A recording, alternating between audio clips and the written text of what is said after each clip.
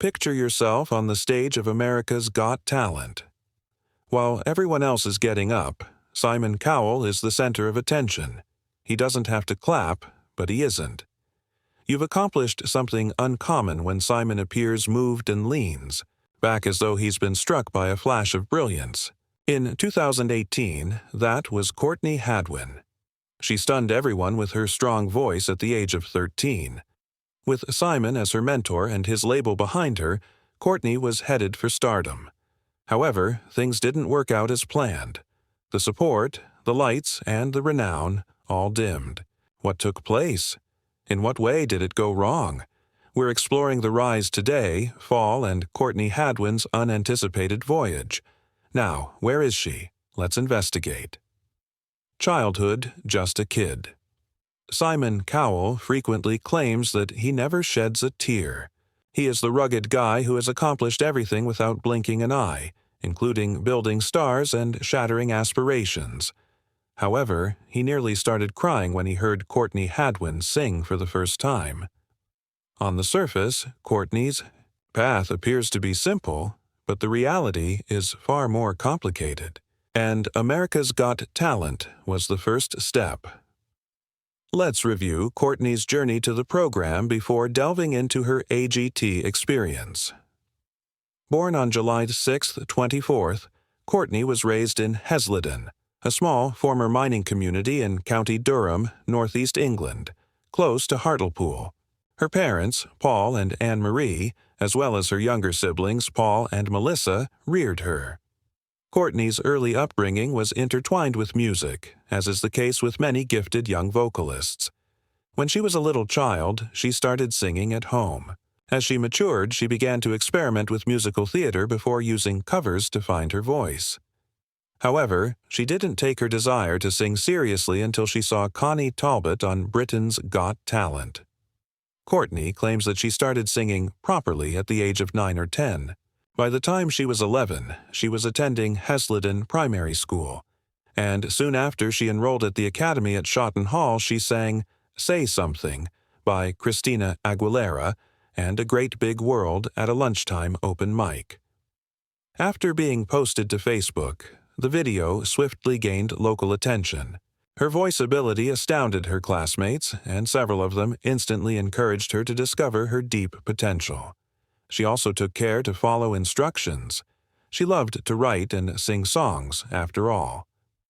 Later, Courtney's grandfather revealed that she started working as a busker in the neighborhood to help pay for singing lessons and family vacation expenses. Despite her low income, she was able to attend many nearby academies for instruction, such as Julie Miles' Vocal Ovation, Kate Sir's School of Music, Peanuts Master Classes, and Shotton Hall Theater School.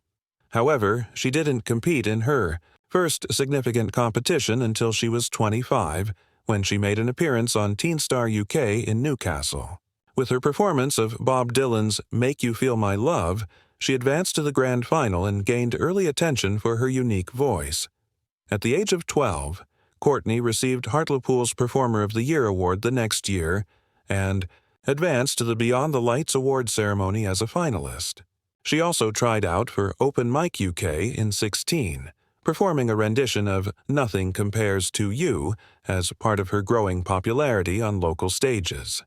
She performed in front of almost 18,000 people at the South Tyneside Festival that same summer, as Sister Sledge's opening act, demonstrating to many that she was more than just a local performer, she was a rising star. In the following year, Courtney was making another appearance on a different program. This time, it was The Voice Kids UK. She was selected for Danny Jones's team after showcasing a fierce performance of Tina Turner's Nutbush City Limits during her audition.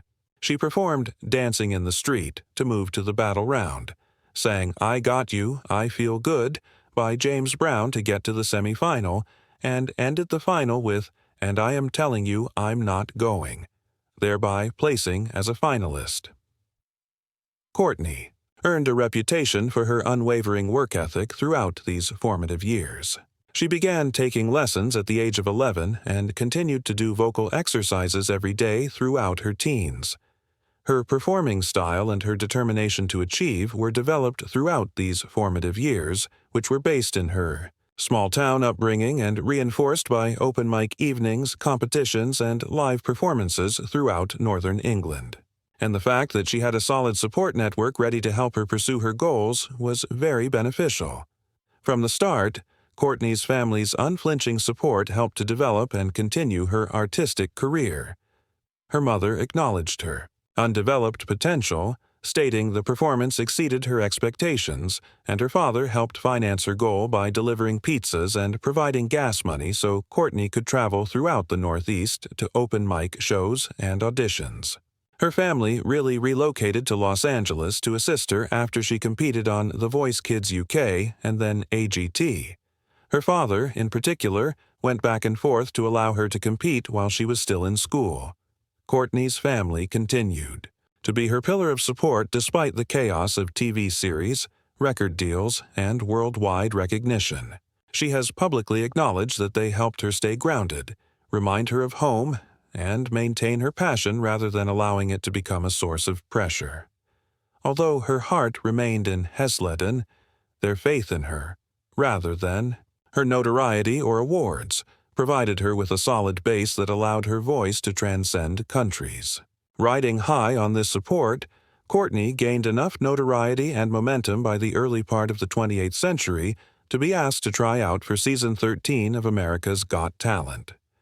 The invitation apparently came from show producers, looking for foreign talent, not from a family desire to compete on Britain's Got Talent. For young Courtney, it was ideal. She had no idea, however, that it would be the moment that would transform her life forever and propel her from local sensation to the global stage. Big city, big dreams Courtney, a timid, somewhat shy schoolgirl, from County Durham, England, entered the America's Got Talent stage at the age of 13. She appeared uneasy, clumsy, and hardly a star. Then, however, everything changed when Otis Redding's Hard to Handle opened. She had a unique voice that was loud, gruff, and older than her years. The embarrassed schoolgirl who had entered. Through the curtains vanished as it blasted into the studio. Courtney was replaced by a new version of herself, complete control, rough vocals, and crazy energy. Not even the audience was able to remain composed. How a girl this young could have such a strong voice was the main topic on everyone's mind. The draw was too strong even for Simon to resist. His trademark poker face broke as he sat still, startled into silence, and the words that no one would ever forget escaped his lips. "You were this shy little thing when you came out. You sing, and you're like a lion." The first to respond was Howie Mandel, who pressed the golden buzzer to send Courtney to the live performances. He went on to say that her voice was from a whole different era, and that it even made him think of one of the best blues rock vocalists of all time, Janis Joplin. However, her genius was not limited to Howie. Her audition video went viral in a matter of hours, and by the time Tyra Banks later introduced her on the show, more than 300,000 people had watched it. Crazy, isn't it? Fans worldwide were already referring to her as a generational talent, or perhaps a sensation by the time the quarterfinals aired. We were fortunate to have Courtney, one of the few singers like her in our generation. She made it to the quarterfinals and then the semifinals, each time showcasing incredible performances that made it difficult to distinguish between an old soul performer and a child. Although she had a global following by the finals, she ultimately failed to win the championship. Many were quite startled by her placing 6th overall. AGT was her breakthrough, though. It provided her with a worldwide platform and exposed her to an American public. Her trajectory has already changed by the time she returned to compete on AGT, the Champions, in 2019. Simon had something more interesting up his sleeve, even though it wasn't his golden buzzer that got her into the live performances. He signed her to his label, Psycho Music, in collaboration with Arista, shortly after the conclusion of the 2018 live performances. Courtney, then 13, was suddenly on her path to stardom in the music industry. However, managing wealth and celebrity is simpler. Better said than done. Furthermore, the industry's pressure quickly became too much for a 13-year-old to bear. Navigating stardom. Everyone wanted a piece. Courtney had just left the AGT stage amid a shower of confetti near the middle of the year.